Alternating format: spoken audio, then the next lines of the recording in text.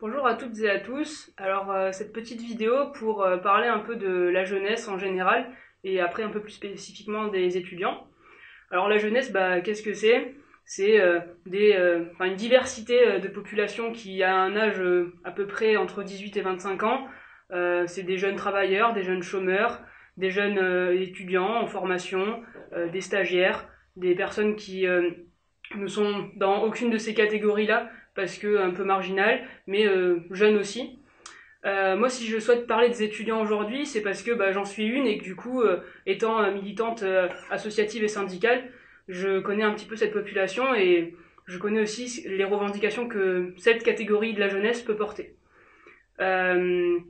Les premiers problèmes que peuvent rencontrer les étudiants, c'est au niveau des aides sociales qu'on peut avoir, donc avec le Crous et le CNUS, qui est une instance du service public qui nous permet d'avoir une restauration, un logement, un accès à la culture à des tarifs sociaux. Cette instance-là, elle est depuis des années, de plus en plus fracassée par les gouvernements successifs qui ont pu essayer, à travers diverses lois et réformes, s'attaquer à ce système. On voit chaque année des diminutions de budget, d'investissement. Cette année, c'est 8 millions pour le fonctionnement et 25 millions pour l'investissement qui ont été coupés pour le fonctionnement du CNUS. Donc en fait, ça va impacter directement les étudiants. Puisque, pour vous donner un exemple, ce que les étudiants ne payent pas, c'est l'État qui le paye. Pour la restauration universitaire, un étudiant paye aujourd'hui 3,25 € pour un repas complet. Il y a quelques années de cela, il payait moins de 2 €. Puisqu'en fait, l'État investissait plus tout simplement dans le service public. Et donc aujourd'hui, c'est l'étudiant qui en fait les frais.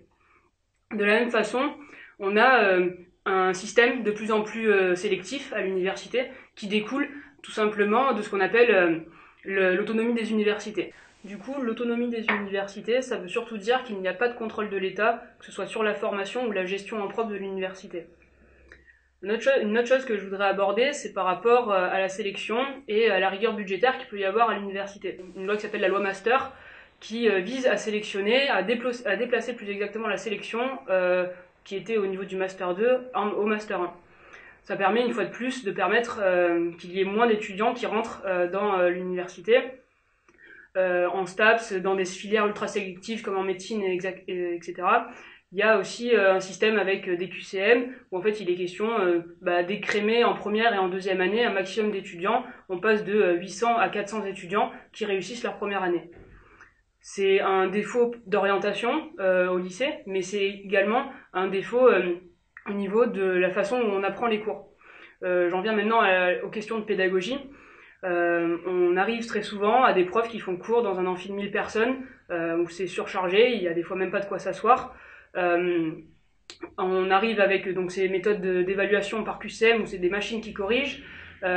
Aussi, on a la question des enseignants-chercheurs qui, après 5 ans d'études, peuvent enseigner auprès d'étudiants sans avoir eu la moindre formation pédagogique, alors que pour des profs de lycée et collège, il faut des formations au niveau de l'ESP pour tout simplement avoir des cours de pédagogie pour apprendre à enseigner. C'est pas inné, ça se forme, enfin c'est de la formation.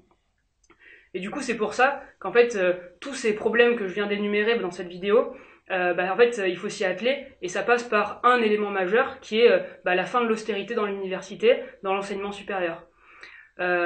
Après, ensuite, toutes les mesures s'appliqueront en fonction des besoins sur le terrain concrètement, mais la première chose à faire, c'est d'arrêter de couper les vivres à l'université, puisque c'est comme ça en fait qu'on va former les prochaines générations qui vont arriver, qui vont travailler, qui vont faire de la politique, qui vont tout simplement faire vivre le pays. Du coup, c'est pour ça que le 11 et le 18 juin, faites entrer le peuple à l'Assemblée. Merci.